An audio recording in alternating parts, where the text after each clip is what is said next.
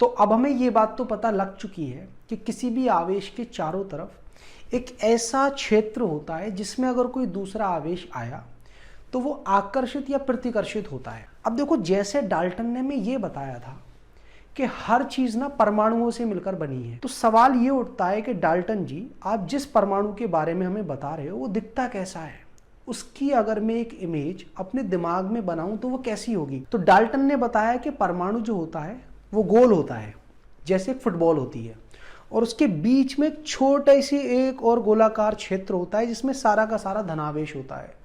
अब सवाल यहाँ ये उठता है कि हम जिस वैद्युत क्षेत्र की बात कर रहे हैं वो वैद्युत क्षेत्र दिखता कैसा है, उसकी हम अपने दिमाग में अगर कोई इमेज बनाना चाहें तो वो इमेज किस तरीके की बनाएं। तो वैद्युत क्षेत्र के बारे में ये कहा गया कि ये काल्पनिक रेखाओं के थ्रू दिखाया जा सकता है, जो कि हमें किसी भी बिंदु पर वैद्युत क्षेत्र की तीव्रता बता सकते हैं। एक्चुअल वैल्यू नहीं बता सकते, लेकिन सापेक्ष वैद्युत क्षेत्र की तीव्रता बता देंगे कि किस जगह कम है, किस जगह ज्यादा है।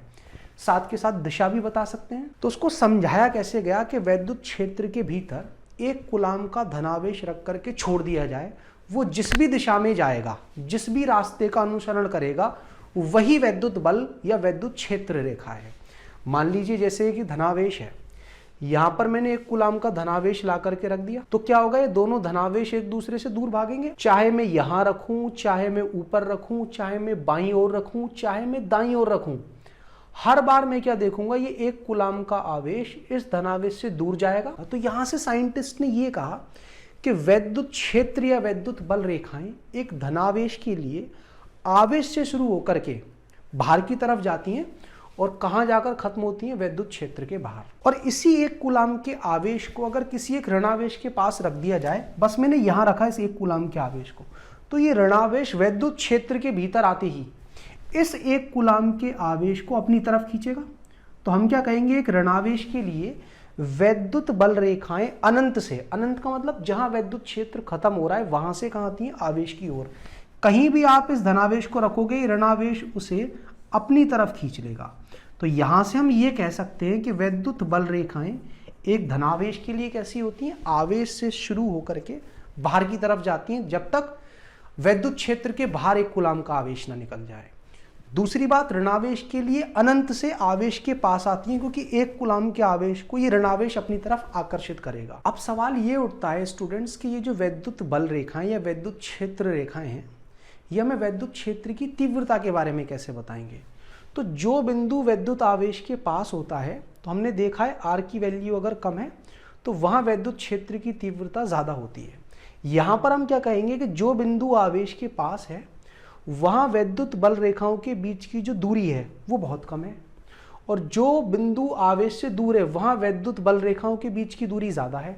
तो हम क्या कहेंगे कि जिस जगह वैद्युत बल रेखाएं पास पास होंगी वहां वैद्युत क्षेत्र की तीव्रता ज्यादा होगी, जहां दूर दूर होंगी वहां वैद्युत क्षेत्र की तीव्रता कम होगी। और कभी कभी ऐसा भी हो सकता है कि कुछ जगह ऐसी हो कि जहां वैद्युत बल रेखाओं के बीच की दूरी समान हो, तो आप क्या कहोगे, सभी जगह वैद्युत क्षेत्र की तीव्रता समान है।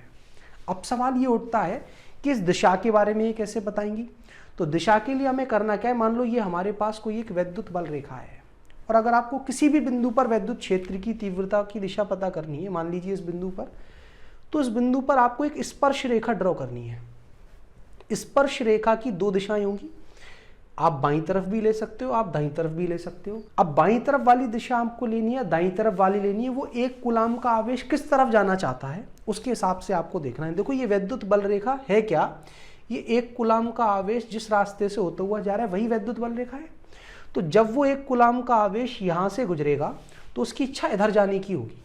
तो ये क्या है, अगर मैं इस पॉइंट को कह दूं 1, तो पहले बिंदु पर वैद्युत क्षेत्र की जो दिशा होगी वो इस तरफ होगी। तो इस तरह से वैद्युत बल रेखाएं आपको दिशा भी बता सकती हैं। अब देखो, जब भी मैं वैद्युत बल रेखा का कोई भी ग्राफ बनाऊं तो आप समझ जाना कि ये वो रास्ता है जिससे एक कूलाम का आवेश होता हुआ गया है। तो वैद्युत बल रेखाओं का अगला गुण क्या है कि वैद्युत बल रेखाएं कभी भी एक दूसरे को कट नहीं करती, क्योंकि अगर वो एक दूसरे को कट कर जाएंगी तो उस कटान बिंदु पर वैद्युत क्षेत्र की तीव्रता की दो दिशाएं हो जाएंगी, जो कि संभव ही नहीं है।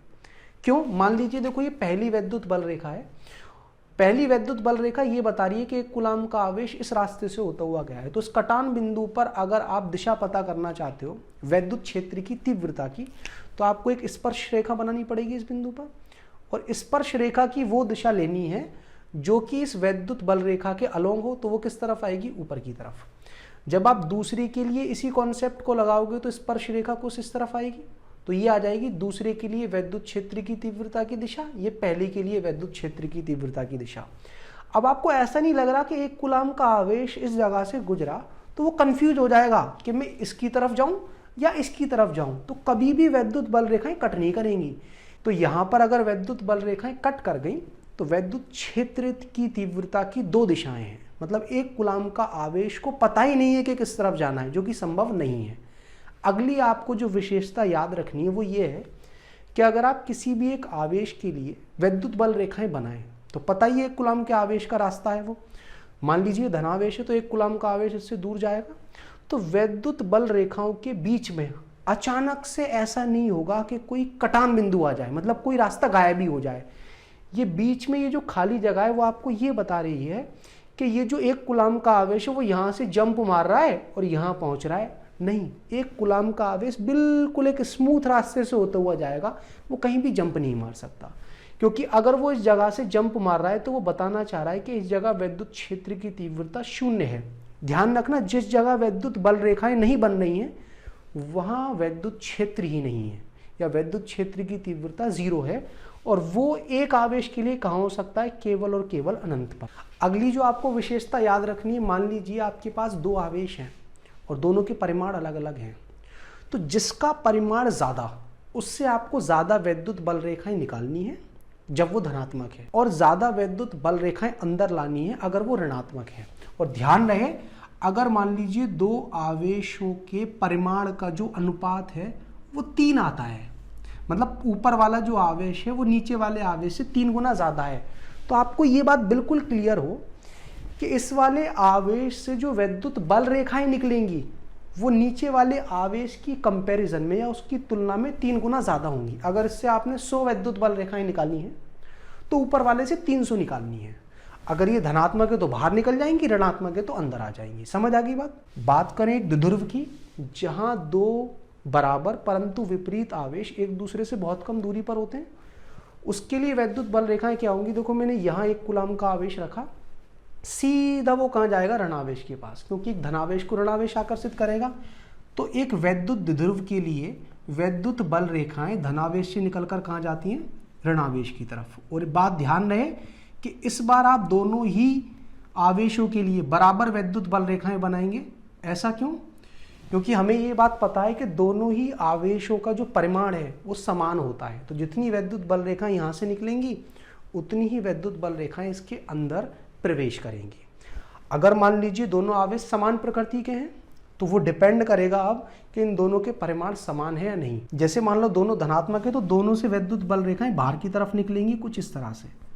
और एक बात क्लियर होनी चाहिए आपको कि जिस आवेश का परिमाण ज्यादा होगा उससे वैद्युत बल रेखाएं ज्यादा निकलेंगी। ध्यान रहे कि वैद्युत बल रेखाएं कहीं भी कट ना कर जाएं, क्योंकि कट करते ही उस बिंदु पर वैद्युत क्षेत्र की तीव्रता की 2 दिशाएं हो जाएंगी, जो संभव नहीं है। देखो, एक और बात याद रखना कि वैद्युत बल रेखाएं कभी भी एक बंद पाथ नहीं बनाती, बंद रास्ता नहीं बनाती। ऐसा नहीं है कि एक वैद्युत बल रेखा कुछ इस तरह से एक बंद लूप बना लेगी। क्यों नहीं बनाती बंद लूप? देखो, ये आपको बंद लूप बता क्या रहा है कि 1 कूलाम का जो धनावेश है पहले इस धनावेश के द्वारा प्रतिकर्षित किया जा रहा था, यहां तक तो उसे प्रतिकर्षित किया गया, फिर उसके बाद इसका मूड बदल गया, फिर इसने आकर्षित करना शुरू कर दिया। ऐसा कैसे हो जाएगा? और इसका जवाब आप अपनी नोटबुक में क्या लिखोगे कि ये जो वैद्युत स्थैतिक बल हैं ये संरक्षी बल हैं। अब संरक्षी बल क्या होते हैं वो हम दूसरे चैप्टर में सीखेंगे। देखो, हर वो चीज जो अभी तक हम पीछे पढ़कर आ रहे हैं वो सब हम यहाँ से सीख रहे हैं। तो हमने ये भी सीखा है कि विपरीत प्रकृति के आवेश एक दूसरे को आकर्षित करते हैं। यहाँ पर उसको किस तरीके से कहें? देखो, अगर दोनों आवेश विपरीत प्रकृति के हैं तो एक दूसरे को आकर्षित करेंगे, और अगर ये आकर्षित करेंगे तो वैद्युत बल रेखा की जो लंबाई है वो कम होगी, नहीं होगी? तो आवेश अगर विपरीत प्रकृति के हैं तो वैद्युत बल रेखाएं अपनी लंबाई को सिकोड़ करके घटाने की कोशिश करती हैं। और अगर आवेश समान प्रकृति के होते थे तो वो एक दूसरे से दूर जाते थे। तो आप क्या कहोगे? वैद्युत बल रेखाएं अगर आवेश समान प्रकृति के हैं तो एक दूसरे पर दबाव दाब जिसे हम प्रेशर कहते हैं वो भी डालती हैं। तो चलिए मैं आपको वैद्युत बल रेखाओं से संबंधित एक आंकिक प्रश्न सॉल्व करा देता हूं, जिससे आपको ये पता लग जाए कि पीछे आपने ये सारे गुण जो सीखे हैं इनका आंकिक प्रश्नों में प्रयोग किस तरह से करना है। तो सवाल कुछ इस तरह से है कि दो बिंदु आवेश Q1 तथा Q2 जिनके लिए वैद्युत क्षेत्र रेखाएं, जिन्हें हम वैद्युत बल रेखाएं भी कहते हैं, वो दिखाई गई है चित्रानुसार। तो आपको इन सभी के जवाब देने हैं। हम एक एक करके सभी पार्ट को डिस्कस करेंगे। तो पहला पार्ट क्या कह रहा है कि कौन सा आवेश धनावेश है और कौन सा ऋणावेश। तो आपको ये बात पता होनी चाहिए कि एक ऐसा आवेश जिससे वैद्युत बल रेखाएं बाहर निकल रही होती हैं वो धनावेश होता है, और ऋणावेश के लिए वैद्युत बल रेखाएं अंदर की तरफ प्रवेश कर रही होती हैं। तो आप देखोगे ये जो आवेश है इससे वैद्युत बल रेखाएं बाहर की तरफ निकल रही हैं, जबकि इसके अंदर प्रवेश कर रही हैं। तो कौन सा आवेश धनावेश है? आप कहोगे Q1 तो मेरा धनावेश है, जबकि Q2 मेरा ऋणावेश है। समझ में आ गई होगी ये बात। दूसरे पार्ट में क्या पूछा गया है, किस आवेश का परिमाण अधिक है। तो मैंने आपको ये बात समझाई है कि जिस आवेश का परिमाण ज़्यादा होता है उससे ज़्यादा वैद्युत बल रेखाएं निकलती हैं जब वो धनावेश हो, और अगर वो ऋणावेश है तो ज़्यादा वैद्युत बल रेखाएं उसके अंदर प्रवेश करती हैं। यहाँ आप देखोगे 3 और 3 6 और 1 7 और 2 9 वैद्युत बल रेखाएं हैं जो इस आवेश के अंदर प्रवेश कर रही हैं। लेकिन यहाँ से आप देखोगे कितनी वैद्युत बल रेखाएं निकल रही है, 3 और 3 6 और 1 7 और 7 और 6 13।